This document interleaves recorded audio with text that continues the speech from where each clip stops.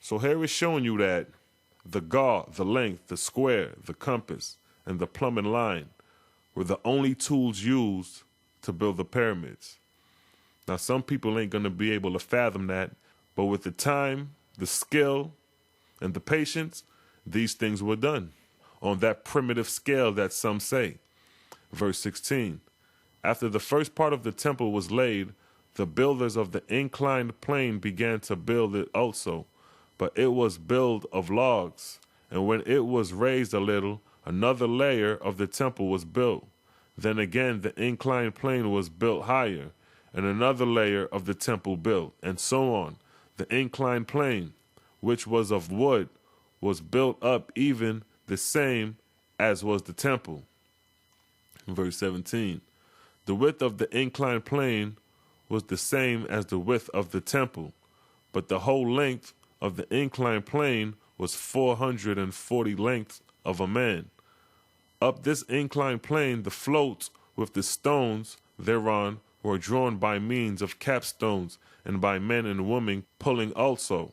Verse 18, for 24 years was THOTHMA building the temple, and then it was complete, but it was required other half a year to take away the inclined planes used in building it. After that it stood free and clear, the greatest building that had ever been built on the earth or ever would be.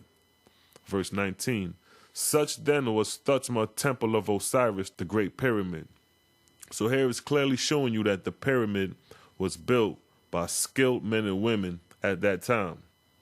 Verse 20, Jehovah said, suffer them to build this, for the time of building is midway between the ends of the earth. Yeah, now is the extreme of the earth's corporeal growth. So let it stand as a monument of the greatest corporeal aspiration of man. From this time forth, man shall seek not to build himself everlastingly on earth, but in heaven. All these things shall be testimony that in the corporeal age of the earth, man was of like aspiration, and in the spiritual age of man, in an opposite condition of corporeal surroundings. For by the earth I prove what was, and by man prove what the earth was and is at certain periods of time. What Jehovah is stating right there is based off the timetables of prophecy. The inhabitable time for humans on the planet is broken up into two halves. See, the inhabitable time for humans on the planet is a period of 144,000 years, and that's broken up into two halves, called the first age and the second age. So when Yahweh is saying that the building of the pyramids was midway between the ends of the earth, he's stating that the time of the pyramids was towards the ending of the first half of the inhabitable time for humans on the planet. And this is based off the timetables of prophecy. Now, Book of Wars Against Jehovah, chapter 50, verse 1 through 39, it states, when the temple was complete, and the king and his 4 high priests entered into the holy chamber, the false Osiris, through his servant god Egypt, came in Sargos. And Sargos is the ability for angels to materialize before humans. Osiris, through his servant god Egypt, came in Sargos and spoke unto the king, saying, here am I, O king. Verse 2, THOTHMA said, my labor is well recompensed, that thou hast come to me, O Lord my God. I am blessed. Osiris said, keep holy my chambers, suffer no man nor woman nor child that dwell on the face of the earth to know the mysteries of these my holies, except my adepts. Here layeth the key of everlasting life. Verse 3, THOTHMA said, how sayest thou, the key of everlasting life? Osiris said, herein is that which is of good and evil, as I commanded thy forefathers to eat, whereof man shall become as gods, and live forever. For this is the trumpet of man over death, even for which I created him on earth. Verse 4, THOTHMA said, shall only we 5 know these things? Osiris said, nah, verily, else the light of my kingdom would not be full. Behold, though, how I built the temple. Was it not in the keeping of the adepts? So then, as I have given unto thee to know my kingdom, thou shalt give unto others, not suffering these lights to come, except through my commandments.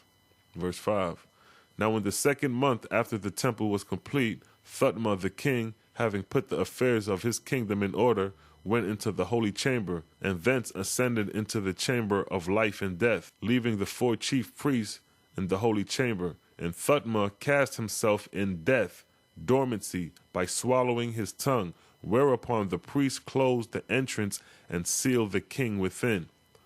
So here is another reason why they called the pyramids chambers, because of this very practice that they just mentioned, where the ruler would go into the chambers and lay down and meditate until he reaches the dormant state or the adept state. And they also swallowed their tongue to reach this state. This was part of the practice. And this is why Egyptologists refer to them as tombs, but they don't really know why they refer to them as tombs. But here it's telling you that this is what was going on in these tombs.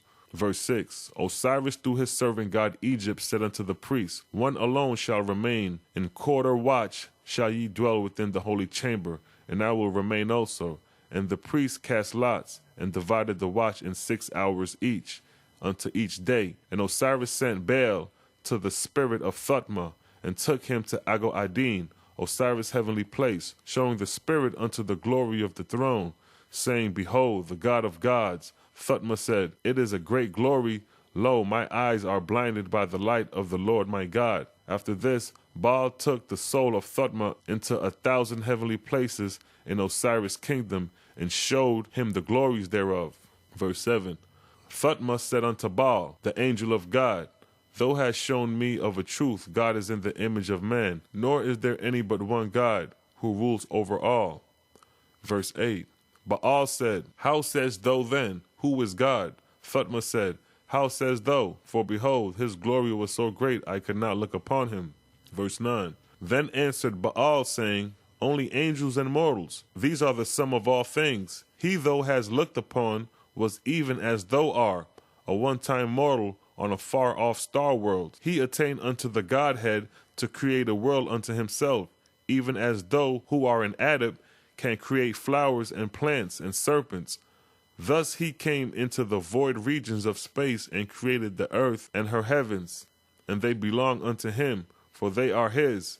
And in like manner is every star world created and ruled by a God, like unto thy God, who is Lord over all. Verse 10, THOTHMA said, O that all people knew these things, O that I may remember them when I am returned to earth. Baal said, more than this shalt thou remember, for I will now take thee to the hells of the adulterers and the Jehovians. Baal then took the soul of THOTHMA to the hells of Dias, and showed him the horrors thereof. But he took them not to the regions of true God in Cryosheva. And see, he couldn't have took THOTHMA to the regions of true God of Cryosheva, because if he would have took him there, then Osiris and his whole heavenly kingdom would have been exposed as fraud, because the God in Cryosheva is where the true God, son of Jehovah, dwelt, and he would have basically unraveled all. So they didn't take him to that region, but they went and took him to the regions of Dias and showed him the hells, saying that these are where the believers who worship Yahweh go, further deceiving the spirit or the soul of THOTHMA. Now I'm showing you how cunning and deceitful these angels can be to win their glory. Verse 11, now when THOTHMA had traveled in heaven for 30 days, Baal brought his spirit back to the chamber of death, and showed him how to regain his corporeal part, the which he did.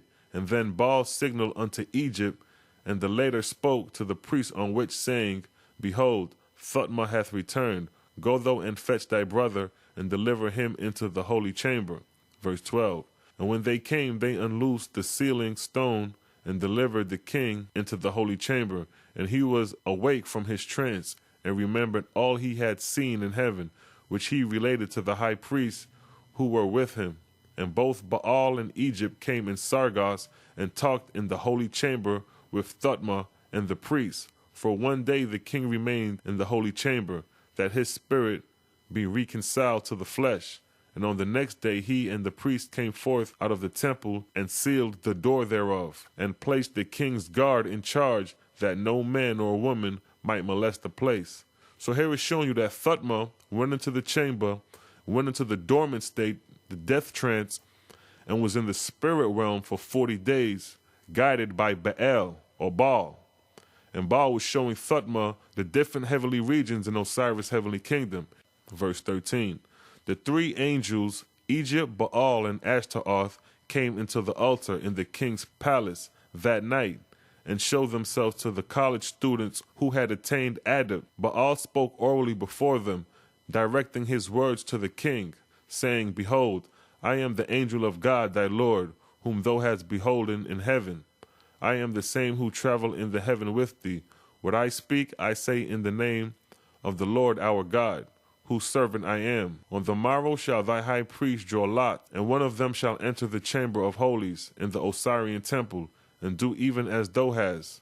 And after him, behold, another of the high priests shall do likewise, and so on until the four have had thy experience. So here is showing you that the college students who are studying to be adepts are now about to ascend into the spirit realm to get a glimpse of these heavenly kingdoms set up by Osiris. So this is the mysteries and the mystery schools. This was what was being taught.